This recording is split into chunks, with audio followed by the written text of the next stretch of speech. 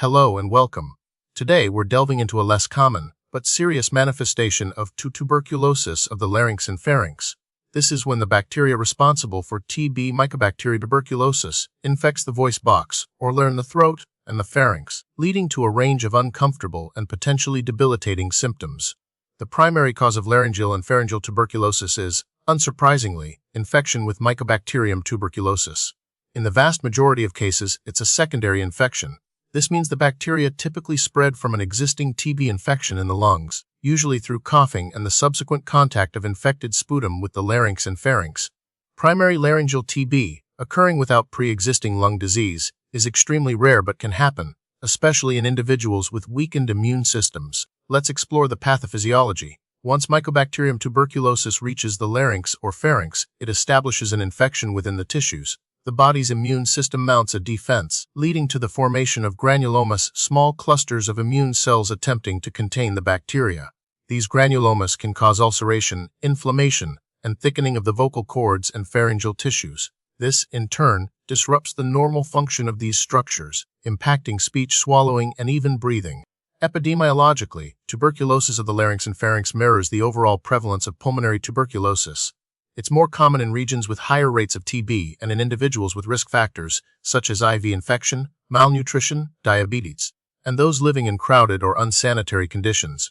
It's also important to note that this form of TB can occur at any age, although it's slightly more prevalent in adults. The signs and symptoms of laryngeal and pharyngeal tuberculosis can be quite distressing. Common symptoms include persistent hoarseness, a chronic cough, sore throat, difficulty swallowing, or painful swallowing, referred to as dysphagia and adenophagia, respectively. Air pain is also reported.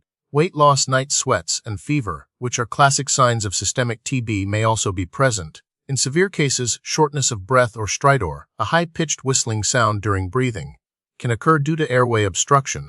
Diagnosing laryngeal and pharyngeal tuberculosis requires a combination of clinical evaluation and diagnostic testing, a thorough medical history and physical examination, including a laryngoscopy to visualize the larynx, are essential. Sputum samples, if available, should be tested for Mycobacterium tuberculosis using smear microscopy, culture, and nucleic acid amplification tests such as PCR. A biopsy of any suspicious lesions in the larynx or pharynx is often necessary to confirm the diagnosis histopathologically. A chest X-ray is crucial to rule out or confirm the presence of pulmonary tuberculosis. While specific classifications are not commonly used for laryngeal and pharyngeal TB, it's important to differentiate between primary and secondary infection, as this can influence treatment strategies. The extent of the disease, presence of complications like airway obstruction, and overall health of the patient also dictate the management approach.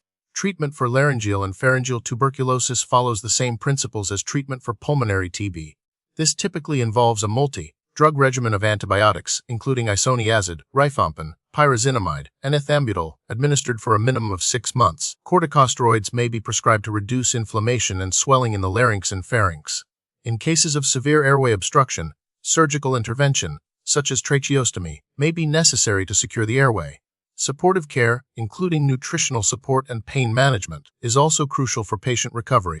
Preventing laryngeal and pharyngeal tuberculosis relies on controlling the spread of pulmonary TB. This includes early diagnosis and treatment of active TB cases, vaccination with BCG in high-risk populations, and public health measures to improve sanitation and living conditions. For individuals in close contact with TB patients, prophylactic treatment with isoniazid may be recommended to prevent infection. The prognosis for laryngeal and pharyngeal tuberculosis is generally good with timely diagnosis and appropriate treatment. However, delayed diagnosis or inadequate treatment can lead to chronic hoarseness, scarring of the vocal cords, and even permanent airway obstruction. Recent research focuses on developing more rapid and sensitive diagnostic tests for TB, including drug-resistant strains, as well as exploring new drug regimens with shorter treatment durations and fewer side effects. Ongoing research also seeks to better understand the pathogenesis of extrapulmonary TB to improve treatment strategies and prevention efforts.